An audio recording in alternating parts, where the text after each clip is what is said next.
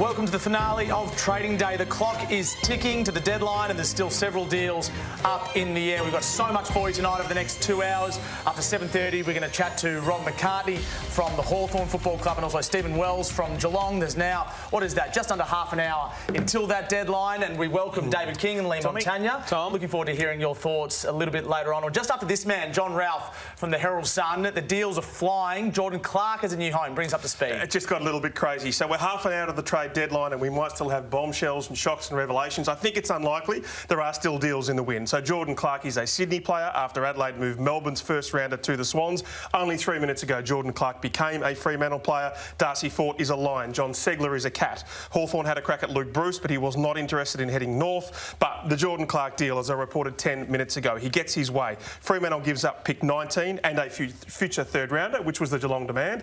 But Geelong sweetens the deal. They give back a future fourth rounder. Freo keeps a great draft hand, 6, 18, 19. They get Will Brodie and they get their man, their new wingman in Jordan Clark. It's probably a pretty good deal for both parties. 19 or 22?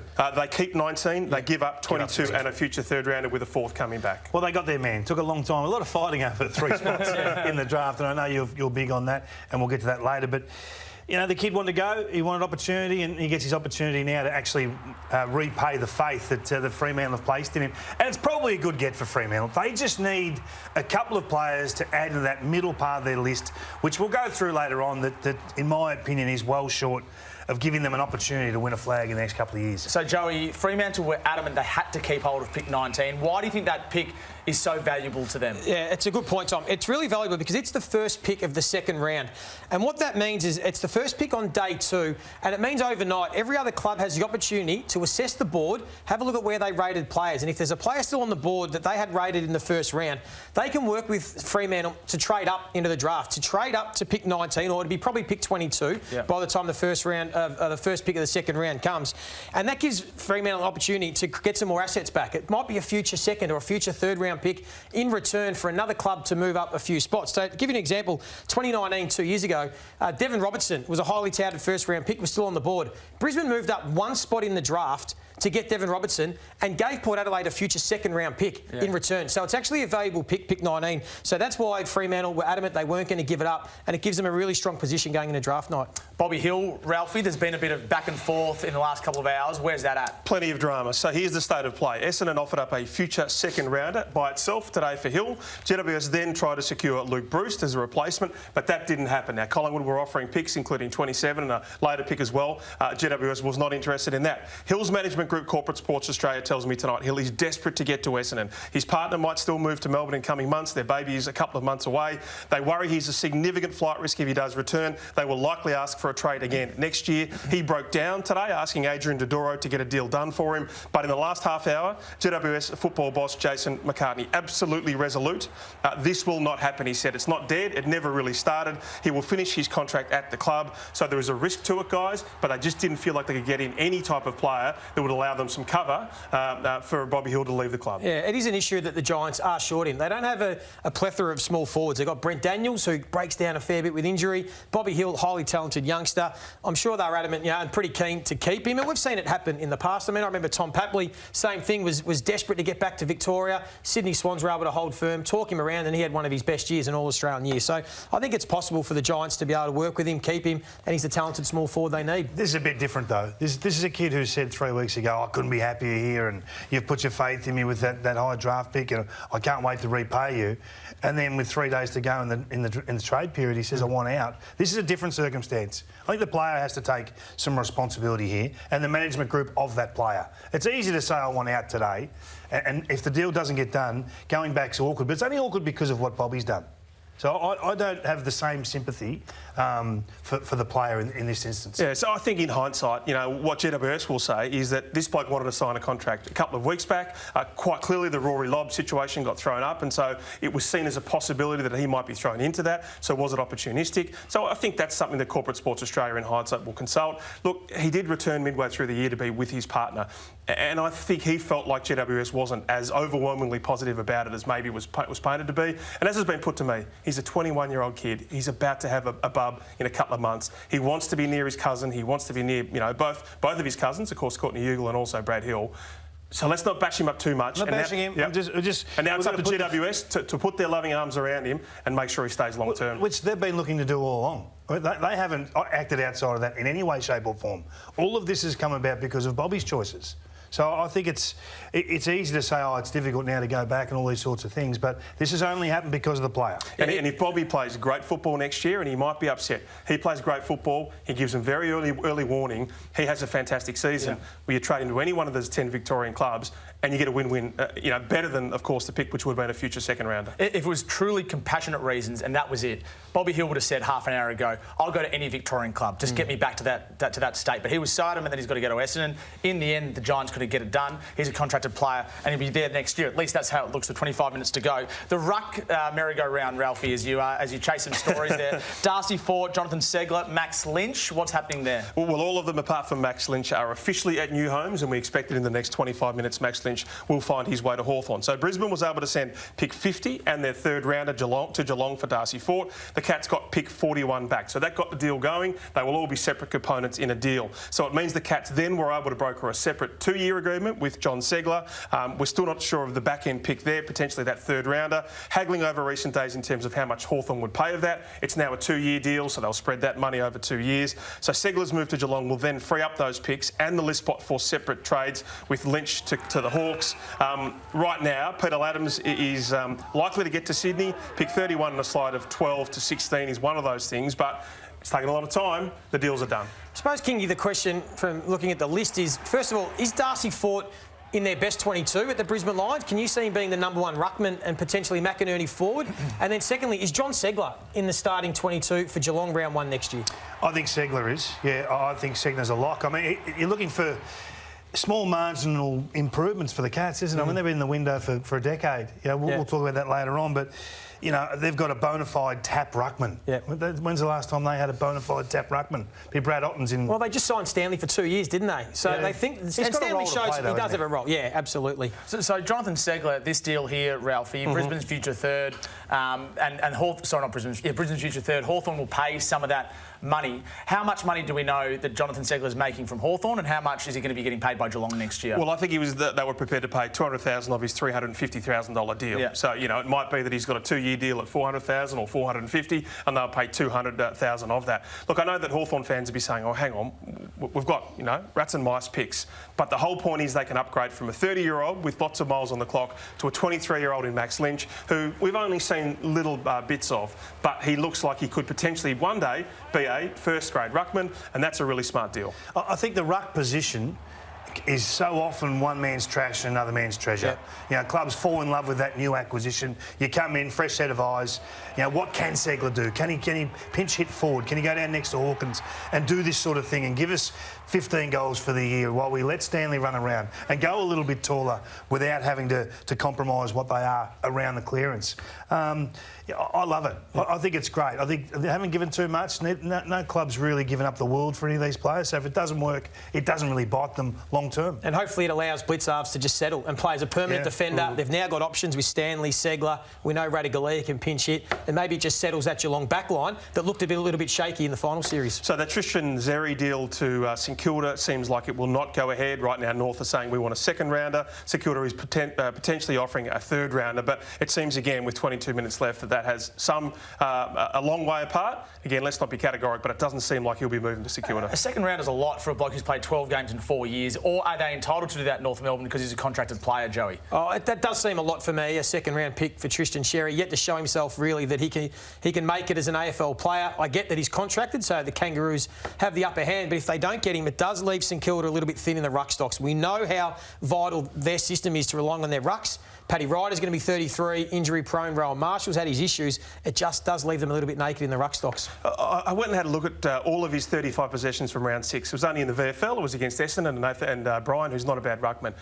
He was fantastic. It's only the VFL, but you only get glimpses from these kids. He's 22. He was balking players. He was on the ground firing out handballs. He had 209 ranking points. He had 40 hit-outs as well. So I can understand why they would think they might keep him. The only issue for them is you've got Callum Coleman-Jones and clearly you've got Todd Goldstein. You want to play him a bit to fatten him up to get him to a trade next year. I just don't see how they play him, even though I can understand why they're so excited about him, at least at VFL level. Yeah, I think that you can still develop at VFL level. I mean, I saw Max Gawn spend years at VFL level. You know, we talk a lot about clubs going ahead of time with Sam Draper. I mean, the Saints offered the world for Sam Draper. Sam Draper, isn't it? Yeah, not Scott Draper. I keep going on the tennis player. I keep getting that wrong. Yeah, Sam Draper. I remember offering a big deal ahead of time. I thought, geez, that's a massive offer. Yeah. But sometimes if you see something you want, you've got to take a risk. You've got to go and get it, because the downside is a big slide. So if they do have a couple of injuries in the ruck, who's playing ruck for them next year if something does happen to Ryder and Marshall, who's been injury prone? Jordan Dawson, let's talk about him, Ralphie, because he found a new home. Well, officially this afternoon, these were protracted negotiations between Adelaide and also the Sydney Swans. Dawson's choice, that's what he gets there. He wanted to go to the Crows and he'll sign a 5-year deal. He has signed a 5-year deal there. How do these negotiations play out over the last sort of 4 or 5 days? Damn you, Tom. 10 o'clock last night, I was cracking open my first scotch, or maybe my third, and you broke the news that he was officially an Adelaide player. So Sydney then accepted Melbourne's future first rounder, which Adelaide held. Now, Sydney's Charlie Gardner said today it was very much an unfair deal. We got less than we should have been able to acquire, but the club just had to accept it, given, of course, the threat of the pre-season draft. Just take you back to last year. No one bid on Sydney Academy player Braden Campbell until pick 4. They were able to secure Logan McDonald, of course, as well. So they got 4 and 5, a massive win. They get unders this time, but that's okay. You get your pick and you move on. Yeah, spot on. And I mean, really, it was a tough one for the Swans, because they didn't have much of an option, did they, Kingy? I mean, he was out of contract. He was probably going to get through to the pre-season draft anyway. And Adelaide tried their best to do as much as they could, really, with the hand they had. They were going to offer up 17, which they felt they were able to get in this year's draft. In the end, it was Melbourne's future first round, which still could be anywhere between 14 and 18. We can't guarantee that Melbourne will play in another grand final, even though it looks like it at this stage. So, I mean, in the end, it was a tough one for the Swans, and they just had to take their medicine.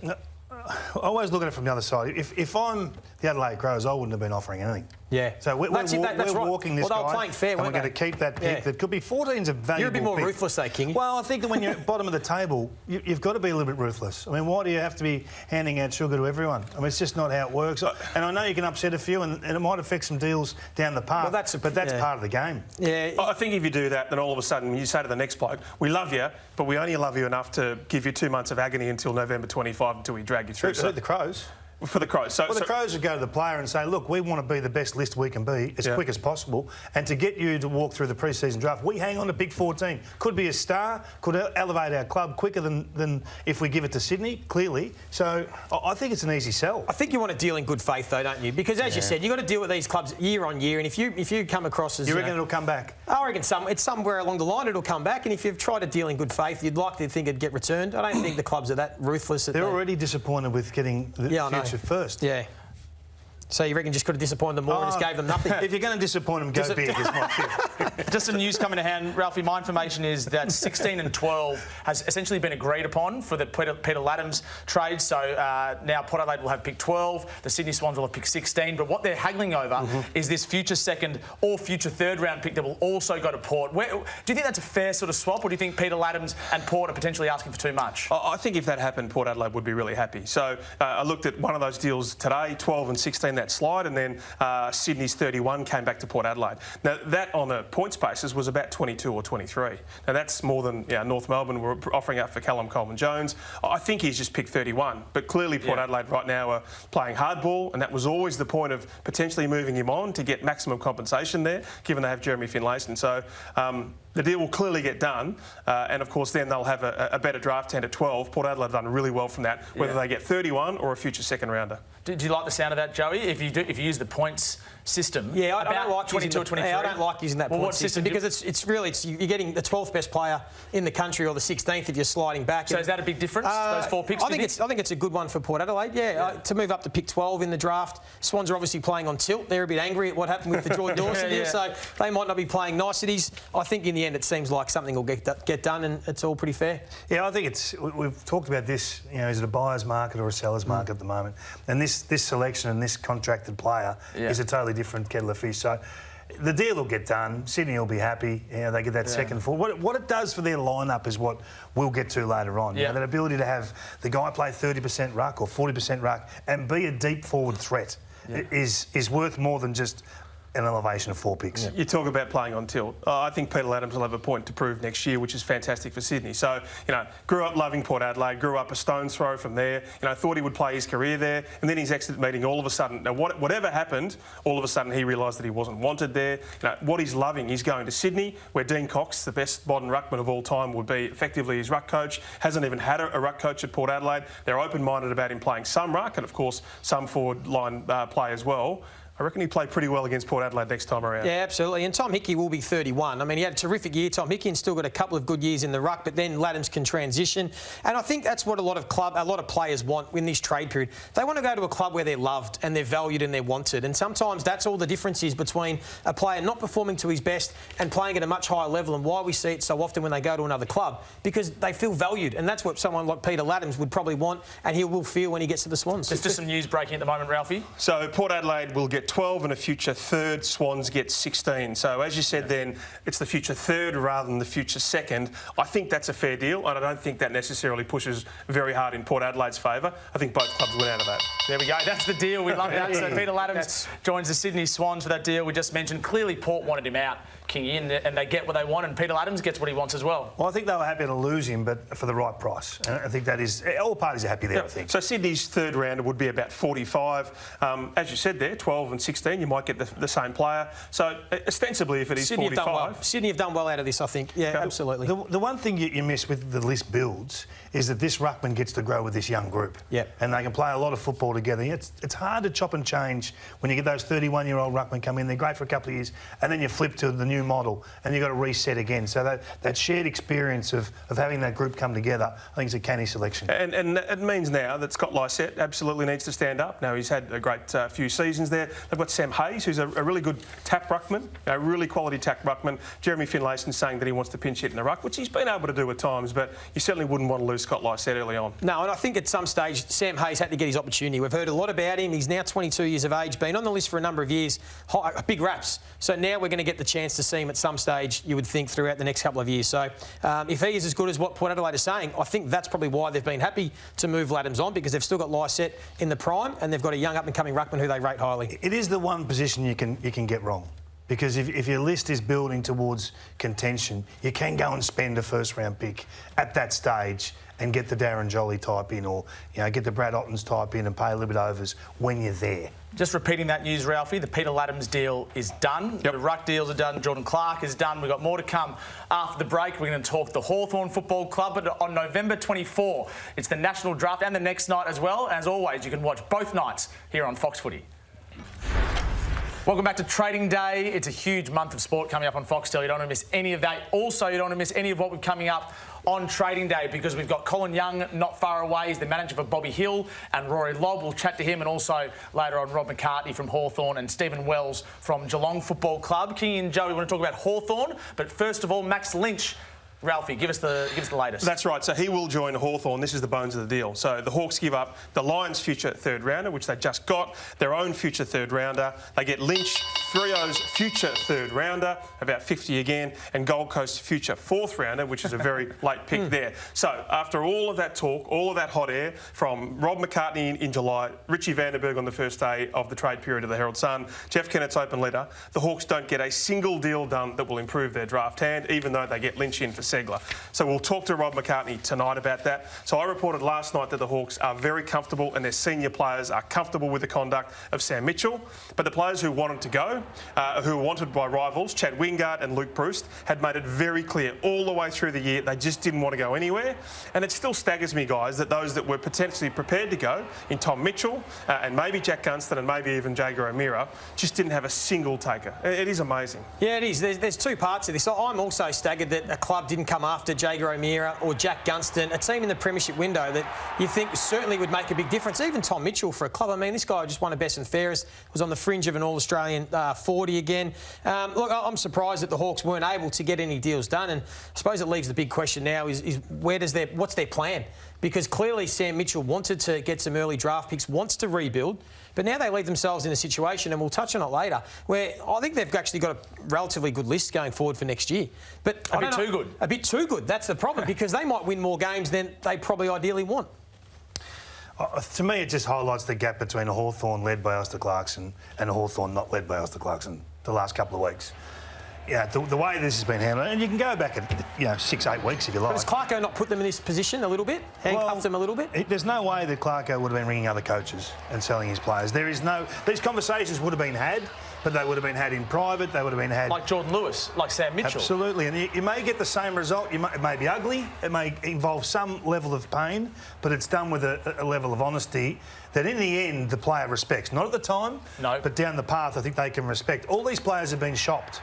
And they know that there hasn't been a taker for them. Hawthorn have been prepared to pay money to have those guys leave their club. But have they been shopped hard enough? I mean, Hawthorn's rebuilding. They've got to pick 5 and 21. So how can you rebuild with one pick in the top 20? I wonder whether the Hawks actually shopped these players hard enough, whether they went hard enough early enough to say these players are on the market, take them right now, or whether it was a bit 7 out of 10. In what way? So give me a 10 out of 10 shopping. Didn't the coach ring other coaches? You need takers. Collingwood and Adam Treloar, he had no choice but to leave. And that they would argue, Collingwood, that was best for their list build. So why didn't Hawthorn say, Jago O'Meara, you're out? Or Tom Mitchell, you're out. Or Luke Bruce, you're out. It's so brutal, it's so hard, but if you really want to rebuild, and this is your strategy, why didn't they do that? So they've half done it. So they've said, we want Wingard and Bruce potentially to move on, but then if they say they want to stay, we'll say, OK. Yes. Is that what you're getting at? That's my point. So I'm not saying that's the right strategy to go all out, but it seems to me like they're rebuilding, but only half rebuilding, Ralph. Yeah, and maybe if you've got millions of bucks of cap space, you say, OK, Tom Mitchell, we'll pay $400,000 of his deal for the next 2 years. You only have to pick up the next $300,000. And all of a sudden, to a club like Richmond, that gets really inviting. You know why I love this? Sam Mitchell, what do you got for us? So he was going to take the easy way. We go down for 3 or 4 years. We bounce back again. The easy way. Well, he's not the... Yeah, but it would have bought him time. It would have bought him time. It would have bought him a honeymoon period. Now we get to see how good a coach he is. No, you don't. Have that discussion with Brendan Bolton, see if it's the easy way. It costs you... How many coaches get sacked in that first 3 years of rebuild? He's not getting sacked. Not when they've just moved on, the greatest coach of all time. When Brendan Bolton walked into Carlton, they said, no, he'll be right. We know there's going to be some pain. You'll be right. 40 games later, when you've won 4 of 40, that conversation shifts pretty quick. Yeah, he gets a honeymoon period if they go down the bottom, and again, they get to bounce back up. Right now, he's got a lot of stars. He's got a lot of young development players like Changuth Jiath. Can you take them to a premiership? That's the hard way for Sam Mitchell when he wanted to go the easy way. Well, that's where they need to be transparent now, what their plan is. Because I'll talk about the Hawks list later. I think their list is a lot more talented than people are giving them credit for. If they've got a fit Gunston, a fit Bruce, Sicily back in that back line with the talent they've got, and still having Mitchell and O'Meara and Wingard, etc., in the midfield, I think there's. I'm just not sure what their plan is now. I threw this up last night. I think it's an exceptional 22. Before you go through it, if the players say they're not leaving, they hold power. Yeah. So the club's hands are tied. They're handcuffed. So you can say what you like about a 10 out of 10 exit. The player says, mate, that's great. Great speech. Fantastic. You want me to go? You want to pay me? You want to try and get a pick? I don't want to go. Yeah. Conversation's over. Yeah. So what's the next level from that? Well, there's no next level from that if the player says not want to go. What's happened. But Collingwood the Treloar situation is hardly the beacon of trade discussions. But Collingwood were trying to rebuild so hard they said, we don't want you. So you can't sell the Treloar situation as the model way to exit a club. I'm saying it's not the beacon, but if you're going to go all out, go all out. And Hawthorn, to me, are half-baked at the moment. What draft pick were you? Late 46 or something? There you go. And you won All Australians. Bargain, John. Yeah, and you won premierships. So that's my point. Hawthorn keeps saying we took one player in the top 10 in Denver, Granger, Barrass. Well, they've got players like Scrimshaw, who was a pick 7. He wasn't their pick 7. They got Chad Wingard, who was 6. They got O'Meara, who was a number 1 in a mini draft. They gave up 2 first rounders at Gold Coast to get him. They have got talent on that list. It's not the list build that they had decided upon, but you've got to pivot and you've got to make the best of what you can do. Yeah, I agree. So I'm just not sure whether the Hawks, as you said, next year try and have a crack for the 8, or whether Sam Mitchell finds a way to play some kids, to continue to blood some of the youngsters and give Downey more opportunity. And, they've got Daniel Howe at his best year. Like, even some of their core players, Hardwick and Howe, we're all showing they've got a lot of talent. Phillips and Sicily back. It's just going to be a fascinating watch for me where the Hawks go with this list. Are they going north or are they going south? Well, you spoke on First Crack multiple times about Hawthorn and how you really like their back 6. It's one of the most exciting young backlines in the competition. So add pick 5, 21 and 24. Now, they'll get some good players. Yeah, and they do well at the draft. Yep. Tack on another 3, tack on Max Lynch. So there's 4 players that come in your club. You generally don't get more than a block of 4 or 5 come in Yeah. that impact your football club. So it's not all doom and gloom. No, it really isn't. Last year they brought in Bramble as a summer pick. Newcomb. They found in Callow, they found Newcomb as mid-season picks. They found Granger Brass as the elite one. They found, Tyler Brockman. They probably brought 6 or 7 players, I think we all believe could be 200-game players for them. I think so you do it a different way. Well, I think maybe now this is the list with the additions of this year's draft that Sam Mitchell works with to try and build his way up to the top 8, top 4. That is the deadline. So there are still trades that can be submitted now, and if there's paperwork being lodged, but I'm not sure there is at the moment, Ralph. No, So Bruce Gunston and Tom Mitchell come up now. So we don't believe that Tristan Xerri will move to St Kilda, as you said there. So my concern for St Kilda, and they might still add another ruckman, call it a Mason Cox, but they didn't get the backup ruckman that they wanted, and we saw what happened this year when their 2-star ruckman were injured for significant parts of the year. Yeah, they'll have to get creative, whether it's a pre-season draft, whether it's the national draft, see if they can try and find a backup. All right, it's time to speak to Colin Young, who's the manager for Rory Lobb, and also Bobby Hill, both of whom didn't find new homes this trade period. Colin, we really appreciate your time on trading day. Tell us how you reflect on the last 48 to 72 hours for your clients. Pretty deflating. We just come across the road to have a quiet beer with Bobby's father, just to have a chat about what happened in the processes. Look, you go in, you're given the job by your clients, and you want to achieve the right result for all parties. So, it's very deflating. It's very upset. I just spoke to Paul Connors. We call him Bobby Sugars. He did a magnificent job, and it's the reverse. They did a great job and got their players away, and we had a couple that were in play, and it didn't happen, unfortunately, but that's the business we're in. Colin, there's been a bit of noise about Bobby Hill being unhappy to stay in Sydney for compassionate reasons. He wants to go to Victoria. If those compassionate reasons were legitimate, why was he not happy to go to another club aside from Essendon? Well, I think logically it's legitimate because it wasn't a contract, 5 years by a mil or 5 years by 800. It was just a contract which is similar to he's on right now. And I know that speculation about, the agents go to their trade book and try and get things done. We actually did this. It was a legitimate trade for compassionate reasons. And, Bobby's cousin plays at Essendon. Bobby rang Essendon himself to try and get the trade done before we even got a chance to get on the phone. Ian flew down his father from Newman today to be by Bobby's side to work him through it, and, with what's going to happen today. So it was a legitimate reason. The right things were there. I thought it could get done. With Rory and the contract.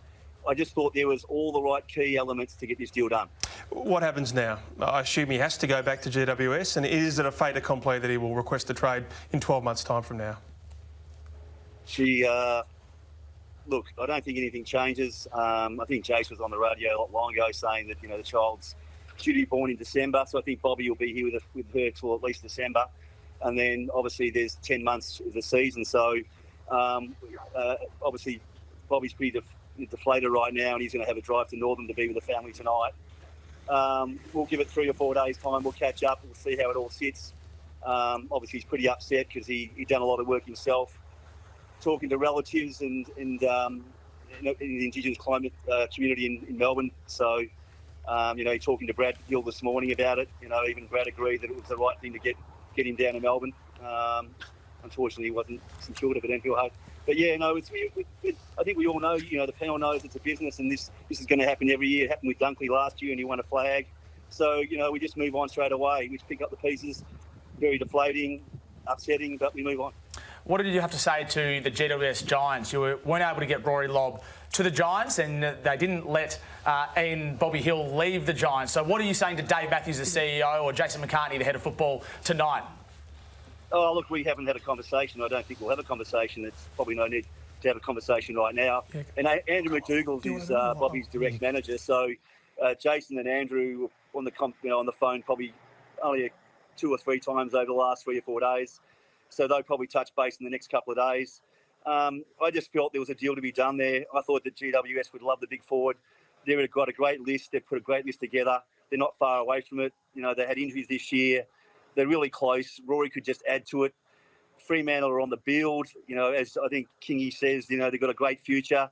They could get a couple of picks, like Essendon did with Danaher last year and Orazio. That fixes that up. Bobby goes to Essendon and GWS. It all just seemed to fit, but it didn't work out. Sometimes the best plans don't work out. Colin, you review how this unfolded.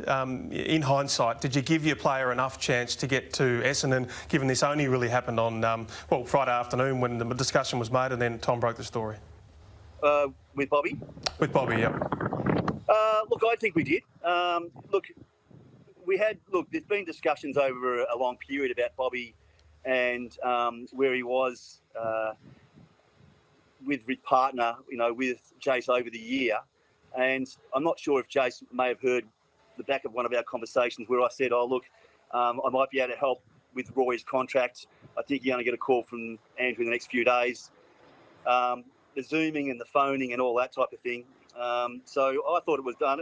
And then, look, as you just mentioned, or the media mentioned today, Essendon offered future second, so it wasn't outrageous.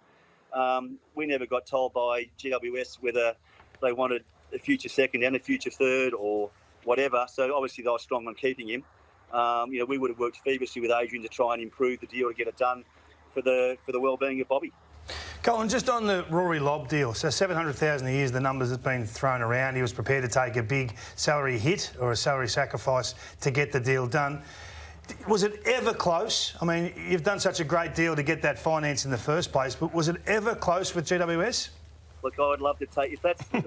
if we don't talk about the contracts and the money, as you know, the agents, but Nick Geeshan from the Connors Group did that deal. And then just due to COVID and all that, Roy joined me about 18 months ago. It was a extremely good, strong contract. We all acknowledge that, whether that's the right figure or not, but it was a very reasonable figure for Roy to go to GWS and play for a big forward.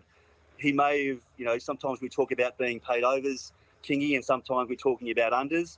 I think if you'd gone to GWS at the price we were talking about, it probably would have been a bit little unders this time, but that was the price that Roy was willing to do, should it work out for all parties. Colin, we really appreciate your time on Trading Day tonight and look forward to chatting again soon. We'll see you in 12 months, guys. Thanks to Colin Young, the player manager for Rory Lobb and Bobby Hill. Just a quick word on that before we get to the Adelaide Crows. It just staggers me that, and I asked him the question, that Bobby Hill wouldn't want to go to any other Victorian club if it was so compassionate, the reasons he wanted to get back to Victoria. Yeah, and look, I've asked Colin that exact question, and he says, you think we didn't ask all of those 10 clubs? And there were 3 clubs that were vaguely interested in Essendon, had those points, had that future second rounder.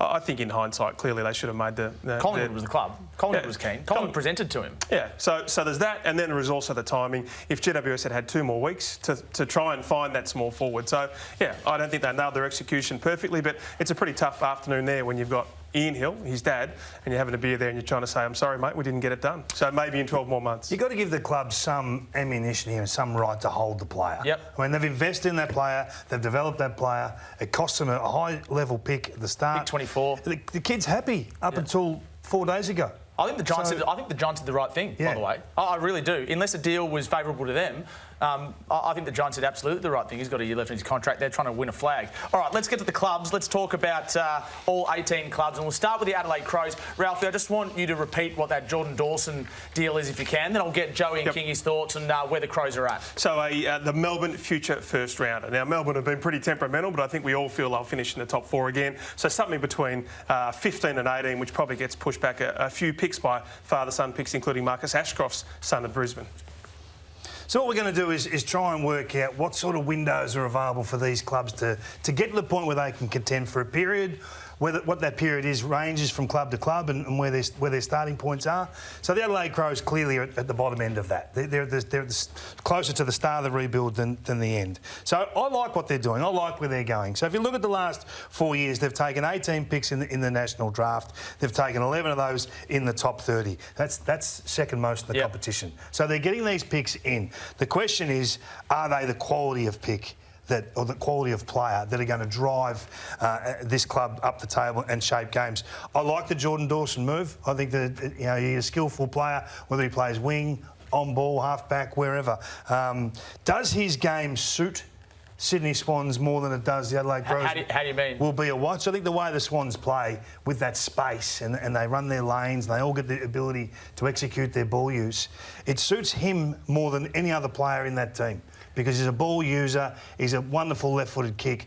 He goes to the Crows, they play a different sort of game, a wave-running game, where you can often be in congestion. So you're not as skillful as you'd like to be. So let's just wait and see where that impacts, but I love the move. Yeah, I think the beauty about him is he can play in all positions. We know he can play wing, he can play half-back. He even can start his career half forward, and I think they see him also playing as a bit of an on-baller as well. He can play as an inside mid. I think it's a great pick, and I think with that build, Kingy, the reason why you want to get so many bits of young talent, everyone develops at a different rate. So there's still question marks about Chase Jones or Fisher Mackesy, but everyone grows at a different rate. Some hit the ground running, like a Matt Rowell or a Sam Walsh. Some take a bit more time. I think they're building nicely. They're still at least a few years away, aren't they, Kingy? Well, I think you've got to look at the core of the rebuild, and that's Thilthorpe. Schomburg I really love. I think he's a very good player. Mackesy, Jones and Fogarty are the ones that I'm unsure of their ceilings. So I still think their premiership window is another 4 to 5 years away, their opportunity to spike up meaningfully. I mean, they could trade out all their early picks and find themselves, somewhere between 8th and 12th on the ladder. Absolutely no point in doing that. So I like how they're doing it. It's a little bit slower than most. Their midfield needs growth, it needs volume. Patience. I love Matty Nicks. They'll recontract him for a couple more years over the summer. They are only 39 games into the rebuild there, so I think they would agree with your premiership window. Yeah, every club wants to be optimistic about when their legitimate premiership window is, but you've got to be a bit more realistic and a bit more rational. And I think it's the premiership builds of teams when they're rebuilding takes a little bit longer than most people or most clubs will say publicly. Interesting. 2026 to 2030 sounds a long way away, but I guess when you consider that they're 39 games into the rebuild, it probably makes sense. When you want to hit the window, you want to have a sustained period in that window. What it means is Rory Sloane's not playing in a flag. This was a rebuild hamburger with a lot. This was absolute ground zero. So you've got to give them time. And they've got money to spend next year, and Jack Lukosius and Isaac Rankin are both out of contract. We've got more to come after the breaks. We've got 17 more clubs. We're coming up, and starting tomorrow, it's the WBBL. It's the Melbourne Stars versus the Sydney Sixers to kick things off on Fox Cricket.